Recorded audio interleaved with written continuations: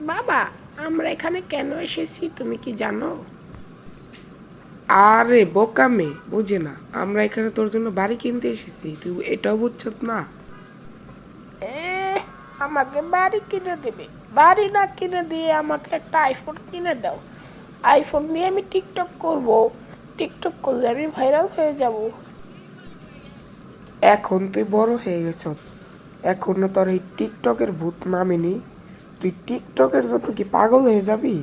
তোর বিয়ের বয়স হয়ে গেছে, এখনো টিকটক টিকটক করছো? তুমি কিভাবে বুঝবা? টিকটকের মূল্য টিকটক যারা করে তারাই জানে টিকটকে কত মজা। আমার জানা লাগবে না, বাসায় চল, তোকে আমি টিকটকের ভূত কিভাবে মাথা থেকে নামাতে হয় আমি তোকে দেখাবো।